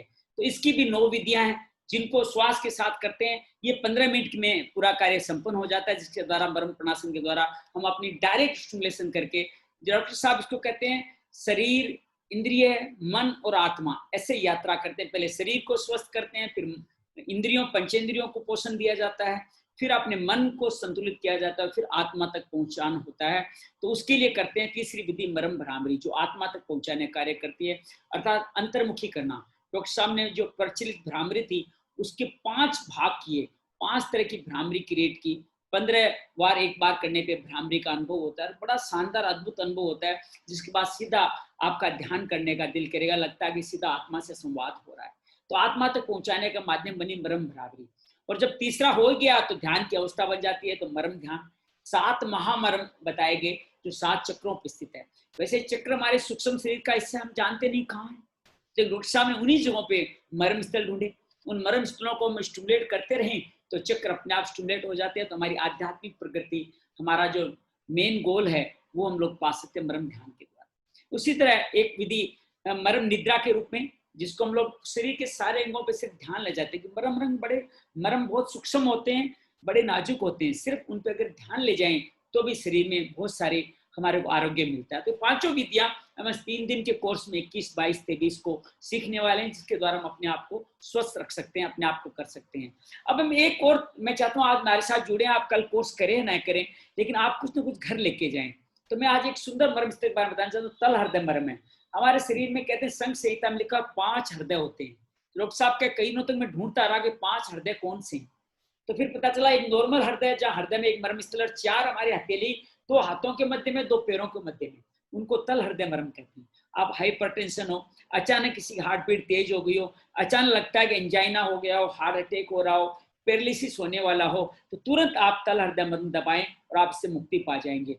जैसे आपको हाइपरटेंशन, ब्रेन संबंधी बीमारियां, हृदय संबंधी बीमारियां, हृदय गति बढ़ गई है या कम हो गई है, कार्डियक पेन हो, चेस्ट पेन हो, नींद नहीं आती हो, आपको अपनी मेमोरी इंप्रूव करनी हो, आपको बेहोशी आ गई हो, आपको मिर्गी आ गई हो, आप बहुत सारे डिसऑर्डर्स हो, वर्टिगो हो, डिप्रेशन हो, सब में ये हेल्प करने वाला है तल हृदय मर्म।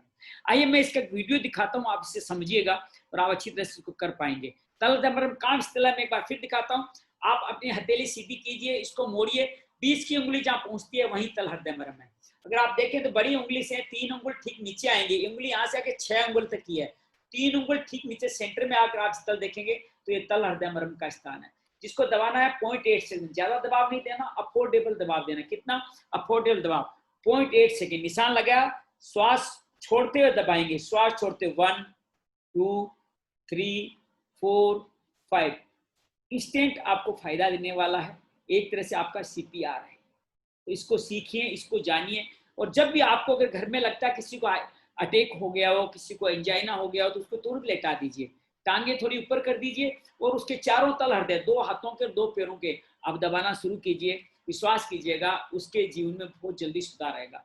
मैं अपने घर के अनुभव से बता सकता हूँ कि किस तरह खाली तल हृदय मर्म से हमने जान बचा पाए अपने परिवारजनों की। तो इसको धारण कीजिएगा। मैं इसका ये टेक्निक आपको बता दी कि तल हृदय मर्म को ऐसे स्टिमुलेट किया जाता है और पैर के तल हृदय को इस तरह से स्टिमुलेट किया जाता है। ज्यादा जानना चाहते हैं तो आप डॉक्टर साहब का वीडियो देख सकते हैं जो यूट्यूब पे उपलब्ध है, उसके माध्यम से सीख सकते हैं। और मैं कोशिश करता हूँ वीडियो अभी आपको दिखा पाऊँ तो आप उस वीडियो को देख सकते हैं किस तरह से तल हृदय मर्म स्टिमुलेट होकर कार्य करता है। तो मैं वीडियो आपके साथ शेयर कर रहा हूँ, आप उसको देखिएगा और हम बस यही हमारा अंतिम प्रेजेंटेशन रहेगा, जिसको देख के इस हम चाहते हैं कुछ ना कुछ इस कोर्स से आप घर लेके जाएं।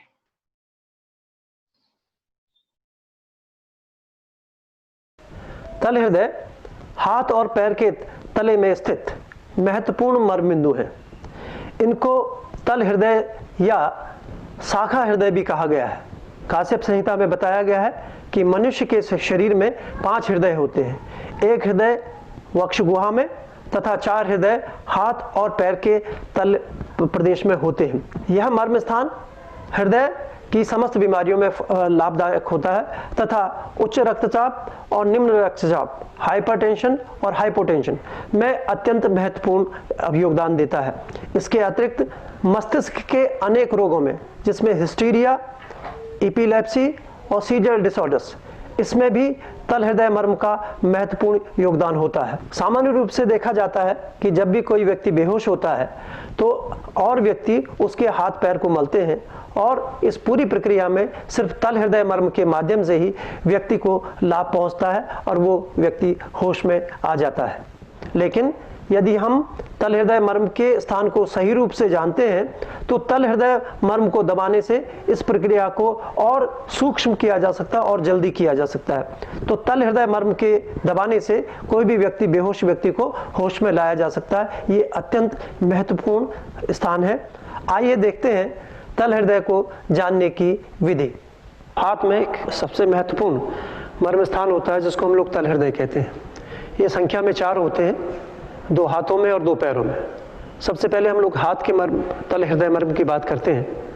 यदि हम हाथ को के फैलेंक्स को मोड़ें और मोड़कर हथेली पर उंगलियों को लगा दें तो बीच की उंगली जिस स्थान को स्पर्श करती है उस स्थान पर तल हृदय मर्म होता है।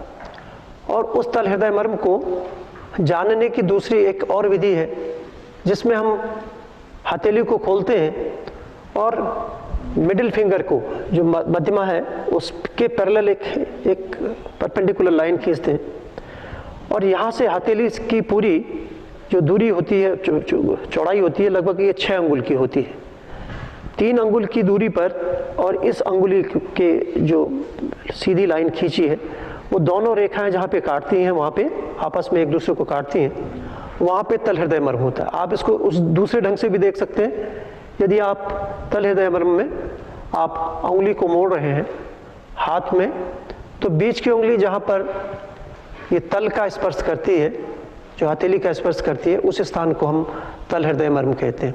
तो ये हाथ का जो तल हृदय मर्म है ये अत्यंत महत्वपूर्ण है और हृदय की समस्त क्रियाओं को नियमित करने का एक महत्वपूर्ण उपाय है। जैसे हम लोग नाम से ही स्पष्ट है कि इसको तल हृदय कहते हैं। इसका मतलब आपकी हथेली में एक हृदय को नियंत्रित करने वाला एक केंद्र है और इसके माध्यम से हृदय के कौन कौन से रोग ठीक हो सकते हैं। उसमें सबसे महत्वपूर्ण उच्च रक्तचाप, जिसको हाइपरटेंशन और हाइपोटेंशन, या ब्लड प्रेशर का कम होना, ब्लड प्रेशर का ज़्यादा होना, ये दोनों चीज़ों में इस तल हृदय मर्म को उत्प्रेरित किया जाता है और उससे हृदय के और अन्य रोगों को भी उपचारित किया जा सकता है।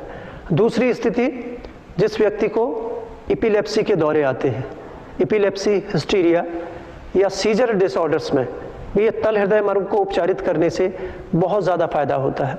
इसी ढंग से जो छोटे बच्चे जन्म से पहले पैदा हो जाते हैं और जिनके मस्तिष्क में ऑक्सीजन न पहुंचने के कारण या खून की रक्त का प्रवाह ठीक से न होने के कारण कुछ जन्मजात विकलांगता होती है और मानसिक कार्य अवरोध होता है, उन व्यक्तियों में, उन बच्चों में भी इस तल हृदय मर्म को प्रेरित करके हम उसकी मस्तिष्क संबंधी बहुत सारी बीमारियों को ठीक कर सकते हैं। उंगलियों को मोड़कर हम लोग जैसे तल पे लगा रहे हैं तो उसमें बीच की उंगली का ये स्पर्श है और इसको स्टिमुलेट करने के लिए आपको दूसरे हाथ के अंगूठे के द्वारा उसको आइडेंटिफाई कर लीजिए। अंगूठे के टिप से आप इसको दबाएंगे, छोड़ेंगे, दबाएंगे, छोड़ेंगे। 0.8 सेकंड का एक स्टिमुलस आप इस तल हृदय मर्म पे देंगे। इसको 15 से 18 बार दबाना होता है और 15 से 18 बार ही इसको दबाकर छोड़ते हैं। इस ढंग से तल हृदय मर्म को आप दूसरे हाथ के अंगूठे के द्वारा स्टिमुलेट किया कर सकते हैं। हाँ, दूसरी प्रक्रिया आप देखें, दूसरे हाथ में भी ऐसी प्रक्रिया करनी है और उसको स्टिमुलेट करने के लिए आप दूसरे हाथ से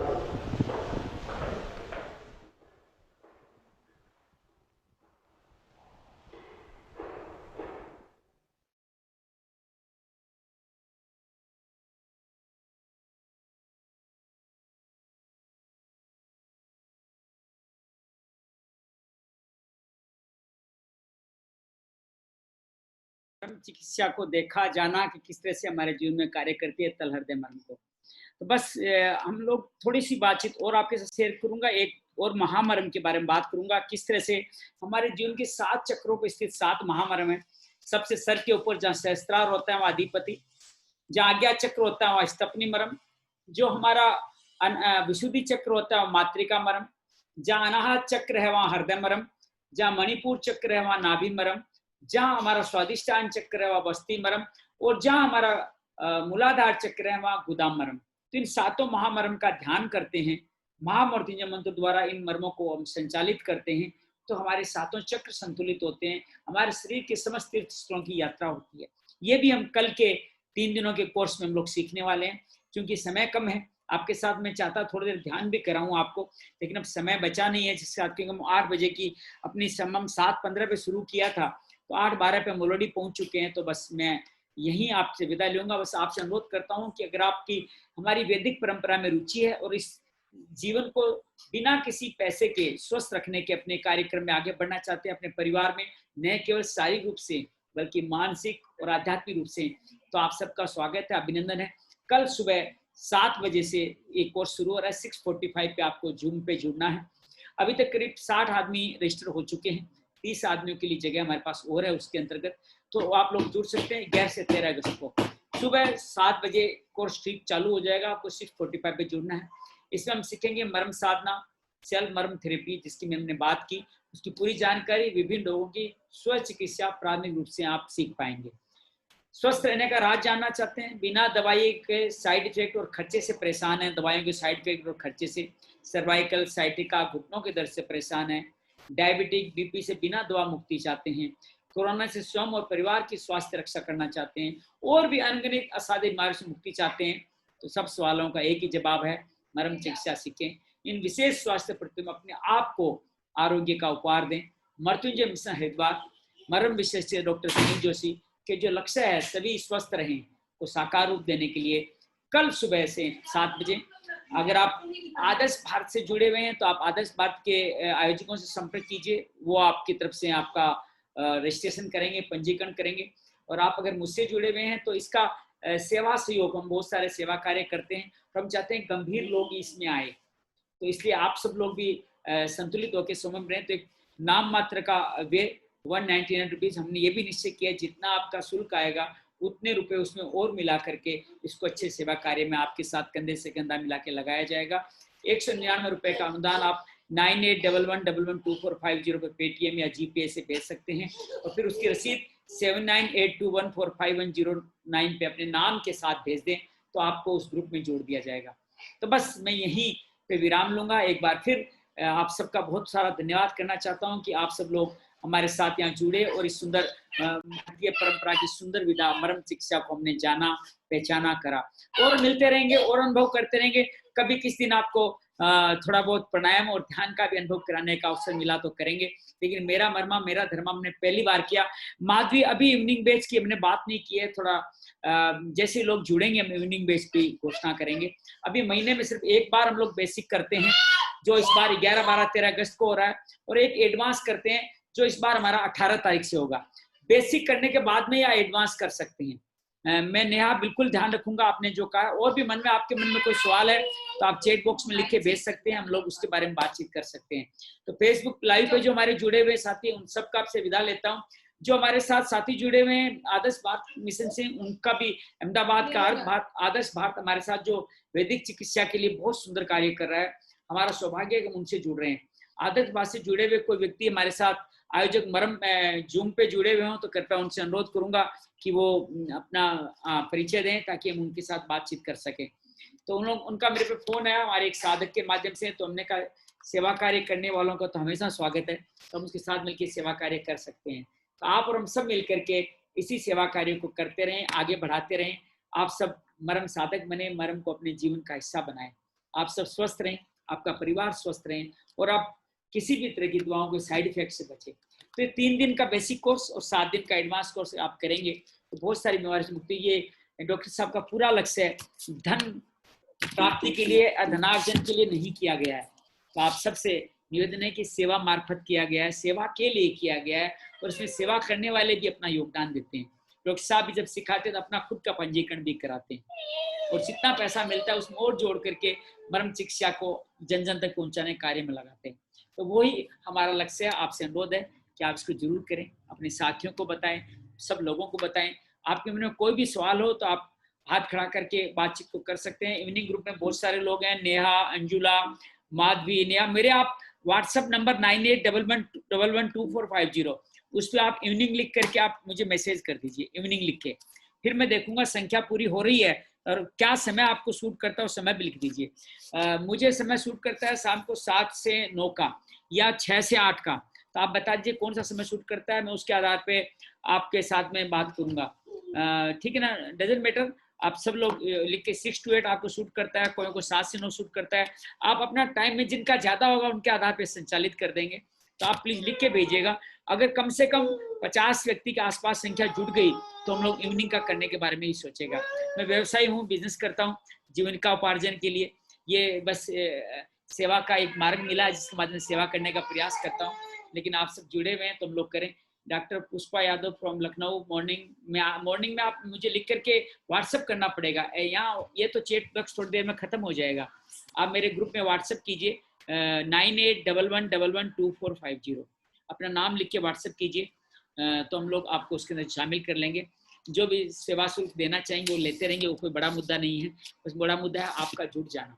तो आप बस जुड़िए, इस सेवा कार्य में लगे। पूरे देश को हम लोग मरम चिकित्सा का दुर्लभ लाभ दे सकें। आपके मन में कोई भी सवाल है तो मैं नंबर एक बार ग्रुप में भी लिख रहा हूँ, आपके चैट बॉक्स में लिख रहा हूँ, आप नोट कर लीजिएगा। 981111। राजेश जी ने लिख दिया है। तो इस नंबर पे आप लोग अगर नए विद्यार्थी हैं तो 199 का सेवा शुल्क आप पेटीएम या जीपे कर दीजिए। और फिर मेरे दूसरे नंबर, हमारी जो आयोजन देखते हैं उनका नंबर मैं आपके साथ शेयर करता हूँ। उस पर अपना नाम और जो पेटीएम की रिसिप्ट आपको मिलेगी 7982145100 पे आप शेयर कर दीजिए। तो आपका जीवन अपने आप आगे बढ़ता चला जाएगा। बस यहीं पे आपसे विदा लूंगा। आपके मन में कोई भी सवाल हो, मैं मृत्युंजय मिशन से बेसिक कर चुका हूँ। जो मृत्युंजय मिशन से बेसिक कर चुके हैं उनको किसी तरह कोई वे नहीं देना। सिर्फ अपने जो आपने कोर्स कौन सा शिविर किया है उस शिविर की डेट लिख के आपको व्हाट्सएप करना है, मैं आपको ग्रुप में जोड़ दूंगा। प्लीज थोड़ा आप इस बारे में ये थोड़ी गरिमा बनाए रखिएगा। अपना जो भी मृत्युंजय मिशन से किया है, मृत्युंजय मिशन का ही सारा सिस्टम है, आप कर चुके हैं तो कोई शुल्क नहीं है। ऑनलाइन का हमारा कोई वे नहीं लग रहा है। बस प्लीज आप आइए, आप इस कोर्स सीखिए और पक्का कीजिए। तो उन सब का जो मृत्युंजय मिशन कर चुके हैं उन सब का अभिनंदन करता हूँ, स्वागत करता हूँ। और बाकी सब लोग भी जुड़े। इस हम सबको स्वस्थ रखने का, आरोग्य का बहुत सुंदर उपाय है, उसको जीवन भर धारण कीजिए। इस शरीर से मन और मन से लेकर आत्मा तक असर करता है। मुझे पहले अपनी श्रीमती जी ये पूरे पैर दबाने होते थे, अब सिर्फ 5 पॉइंट दबाता हूँ और 1 महीने में 1 बार दबाता हूँ और उनको मुक्ति मिल जाती है अपने वेरिकोन वेंट से, घुटनों के दर्द से, सबसे। उम्र बढ़ती जा रही है, हम 55 के हो गए हैं दोनों मियाँ बीवी। लेकिन विश्वास कीजिएगा मरम चिकित्सा के कारण मैं अपने घर में अपने बच्चों को मेडिकल इंश्योरेंस तक कराने की अनुमति नहीं देता। मैंने नहीं कराने की जरूरत है मेरे को। मेरी मरम चिकित्सा मेरे इंश्योरेंस के रूप में मेरे साथ जुड़ी हुई है। तो बस आप सबका बहुत बहुत आभार करता हूँ, धन्यवाद करता हूँ। आपके मन में कोई भी सवाल हो तो कृपया लिख के भेजिए, मैं बाद में भी आपको करने को। एडवांस करना है, बेसिक कर चुके हैं, कोई बात नहीं। आप एडवांस के लिए मुझे अलग से व्हाट्सएप कर दीजिए। मैं एडवांस ग्रुप जब होगा तो उसका लिंक आपको भेज के उसको जोड़ने का प्रयास करूंगा। तो बहुत धन्यवाद। वो 7 दिन का होता है, काफी बड़ा होता है, उसमें बहुत गहरी बातें करते हैं हम लोग, बहुत डीप स्टडी करते हैं। लेकिन बेसिक करने वाले ही एडवांस कर सकते हैं, डायरेक्ट एडवांस में एंट्री नहीं है। तो बेसिक ही अच्छा, मेन मुख्य भाग बेसिक ही है, क्योंकि बेसिक में जो साधना सीखेंगे वही एडवांस में रोज आपको करवाई जाएगी। तो वो जरूरी है बेसिक साधना। बिना साधना करे हुए आप चिकित्सक कैसे बनेंगे? आप पहले खुद मजबूत बनेंगे तभी तो लोगों का इलाज कर पाएंगे। तो बेसिक कीजिए फिर एडवांस कीजिए, बहुत अच्छा लगेगा आप सबका। बहुत बहुत धन्यवाद, बहुत बहुत स्वागत। आपके मन में कोई सवाल हो तो आप अपना हैंड रेज कर सकते हैं, मैं आपको खोल करके भी आपसे बातचीत करके भी आपकी बात का शेयर कर सकता हूँ। किसके मन में कोई सवाल हो तो आप रख सकते हैं। बहुत सारे साथी हमारे साथ जुड़े हुए हैं जो पहले से कर चुके हैं, बार बार जुड़े रहते हैं। उनका अनुग्रह है और मरम चिकित्सा के प्रति उनका प्रेम है। तो आप सब लोगों से निवेदन है कि आप सब लोग इसको जीवन में अपनाइए, अपने परिवार में अपनाइए। अपने बुजुर्ग डॉक्टर साहब कहते हैं अरबों रुपए खाली घुटनों बदलने के हमें खर्च करने पड़ते हैं, जो भारत की जीडीपी का बहुत बड़ा हिस्सा है। उन सब से मुक्ति पा सकते हैं। डायबिटीज से लेकर अनेक असाध्य बीमारियां, सबकी बात हम एडवांस में बात करेंगे। लेकिन जो मरम साधना सीखेंगे उसके माध्यम से आपका भी ये रोग नहीं होगा। इस कारण से मरम साधना बहुत महत्वपूर्ण है। ये हमारा कवच कुंडल है, उसके माध्यम से हम रोग और स्वस्थ हो पाएंगे। तो एक बार फिर मैं आपका अभिनंदन करता हूँ, स्वागत करता हूँ। आपसे अनुरोध है जो भी इवनिंग करना चाहते हैं, इवनिंग लिख करके मेरे व्हाट्सएप नंबर पे, राजेश जी के व्हाट्सएप नंबर पे आप भेज दें, तो हम लोग उसके माध्यम से आपको इवनिंग का ग्रुप बन पाया तो आपको सूचित करेंगे। तो इवनिंग, लेकिन मैं अभी तो मॉर्निंग ग्रुप कंफर्म हो रहा है, इवनिंग का अभी तय होना है। तो मॉर्निंग ग्रुप ज्वाइन करना चाहते हैं कि सुबह का समय थोड़ा ऊर्जा अच्छी रहती है, तो उसके हिसाब से काम करना आसान रहता है। धन्यवाद सर, बहुत बहुत धन्यवाद, बहुत सारा अभिनंदन, बहुत सारा स्वागत। मैंने बहुत सारे सवालों का आपका जवाब देने का प्रयास किया। आप बस जुड़े रहेगा। आदरणीय राजेश जी, आदरणीय विजय जी, प्रदीप जी, सभी का मैं अभिनंदन करता हूँ, स्वागत करता हूँ कि आप सब लोग हमारा स्नेह देके जुड़े रहते हैं। हम लोग और सुधार करते रहें और आगे बढ़ते रहें, क्योंकि मैं हर वक्त जब भी आपसे मिलता हूँ कुछ ना कुछ आपका ले लेता हूँ। आपसे बहुत ऊर्जा मिलती है, उस ऊर्जा की वजह से हम लोग कुछ नई बात सीख पाते हैं, नई बात कुछ कर पाते हैं। कल सुबह आपका इंतजार रहेगा, सुबह 7 से 9 फिर मिलते रहेंगे। किसी और नए विषय पे हम लोग बातचीत करेंगे, किसी और नए विषय पे बातचीत करेंगे। आपको किसी विशेष विषय पे जानकारी चाहिए, किसी रोग विशेष पे जानकारी चाहिए, तो हम लोग आप लिख के भेजिएगा, बात करेंगे। फेसबुक लाइव में जो हमारे साथी जुड़े हुए हैं, विशेष तौर से आदर्श भारत मिशन से जो साथी जुड़े हैं, उन सबसे भी हम लोग विदा लेते हैं कि आप सब लोग इतनी देर तक हमारे साथ जुड़े रहे। मैं आप सबसे विदा लेते हैं और आप सबसे अनुरोध करते हैं कि आप ये वीडियो जो हमने भी किया है, ये हमारा फेसबुक में शेयर रहेगा, तो फेसबुक में इस वीडियो का बार बार भी देख सकते हैं और अपने साथ शेयर भी कर सकते हैं। लेकिन मुख्य बात जब आप करेंगे तो ही बात आ जी 199 पेटीएम कर सकते हैं आप। जो मैं नंबर दिया है 9811112450, उस पर आप पेटीएम कर सकते हैं। तो बस विदा लेता हूँ आपसे। और भी कोई सवाल हो तो आप मुझे व्हाट्सएप पे, कॉल नहीं उठ पाएगा लेकिन व्हाट्सएप पे जो भी लिखेंगे उसका घंटे 2 घंटे में जवाब आपके पास जरूर आएगा। बहुत बहुत धन्यवाद, बहुत बहुत आभार। फिर मिलते रहेंगे, फिर सेवा के कार्य में जुटे रहेंगे। धन्यवाद। फेसबुक के साथियों से विदा लेते हैं। एक बार फिर आदर्श भारत का बहुत सारा आभार करते हैं कि उनके बहुत सारे साथी हमारे साथ जुड़े रहे, उनके माध्यम से हम लोग आगे बढ़ पाए। धन्यवाद धन्यवाद धन्यवाद।